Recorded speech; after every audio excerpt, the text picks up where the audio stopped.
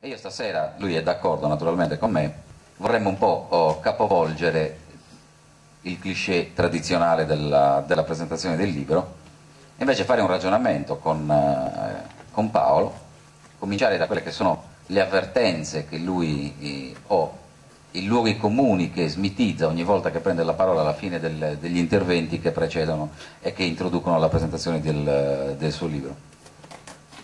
E proprio da qui voglio partire. Paolo Piso è stato presidente della seconda commissione pari opportunità della Regione Sardegna, con competenza in materia di diritti civili, e ha fatto in questa circostanza un'esperienza, devo dire, unica. Appesi a un filo ha anche un altro senso per le storie, dà questo senso nella vita spesso di precarietà, di provvisorio, e sono quelle storie che spesso noi non raccontiamo, ci sentiamo raccontare, che sono le storie delle persone, diciamo così, ai margini, che non fanno notizia, che non appaiono in televisione, che non sono presenti nei grandi rotocalchi, ma non per questo sono meno interessanti e che ci riguardano tutti in un modo o nell'altro. Ecco, l'onorevole Pisu fa questa esperienza col suo bagaglio culturale di sensibilità politica e visita della Sardegna dei luoghi che sono per definizione strutturalmente chiusi, dove non c'è la possibilità dell'incontro con degli istituti penitenziari. Ecco, io vorrei che tu partissi da questo racconto e ci dicessi qual è stata la tua esperienza in questa tua visita, questo tuo percorso. Ma questo libro perché? Perché fare un libro in cui si parla del mondo della detenzione? E perché intrattenere voi qui stasera a parlare di questo tema? Probabilmente nessuno di voi, nessuno dei vostri figli, dei vostri fratelli, dei vostri parenti, dei vostri amici è rimasto coinvolto in questo mondo, che non è stato mai in carcere, in una colonia penale, in una comunità di recupero, o è stato magari denunciato, è stato condannato agli arresti domiciliari, a scontare pene alternative al carcere.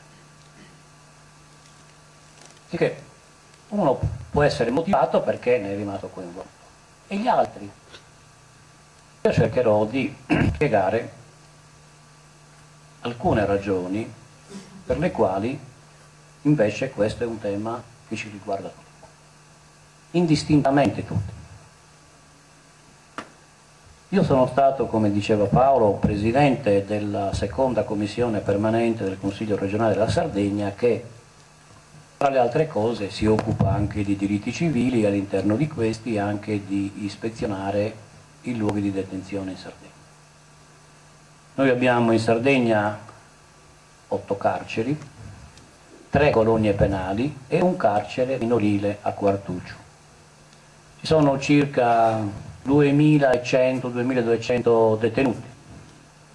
In più ci sono tutta un'altra serie di persone, centinaia e centinaia di persone che stanno scontando pene alternative a questi luoghi di detenzione, nelle comunità di recupero ma anche a domicilio. Cioè, un aspetto che a me ha toccato molto, cioè il fatto che io, che facevo politica da decenni prima, ero entrato nelle carceri, avevo visitato qualche colonia penale con deputati e senatori dei partiti in cui ho militato. Però una possibilità di ispezionare ciclicamente e relazionare sulle condizioni di vita carceraria non mi era mai capitato, come con l'incarico che per 2 anni e mezzo ho ricoperto. E la prima cosa che ho constatato è che tutti i luoghi comuni, intendo per luoghi comuni che le carceri sono hotel a 5 stelle, che lì mangiano, bevono e non lavorano, cioè questo tipo di luoghi comuni ed altri che voi potrete aggiungere, e che si sentivano in giro nelle discussioni che facciamo quando ci incontriamo, anche tra persone che apparentemente sembriamo civili, colte, attente ad andare in profondità agli argomenti, a non restare nel superficiale. Eppure anche con questo tipo di persone ho potuto constatare che questi luoghi comuni si sono fatti strada. L'idea che quel carcere fosse, quel luogo di detenzione fosse qualcosa da non tenere in considerazione, da non vedere, da nascondere, è largamente diffuso nella società. A volte si tratta di insegnanti che insegnano agli insegnanti e che fanno scuola anche ai genitori per essere dei buoni educatori.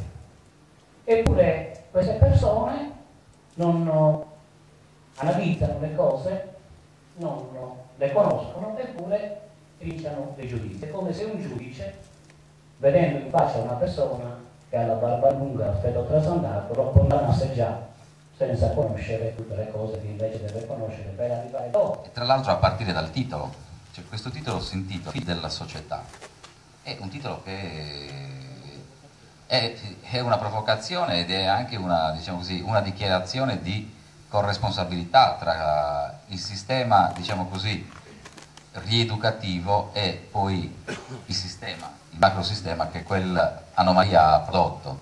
Cioè, leggendo il libro si capisce lui da che parte sta, cioè qual è la sua visione etica della società, però è un titolo che non passa inosservato, già dal titolo tu hai scelto di dire qualcosa. Figli della società.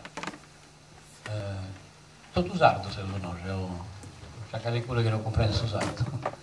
Lo dico perché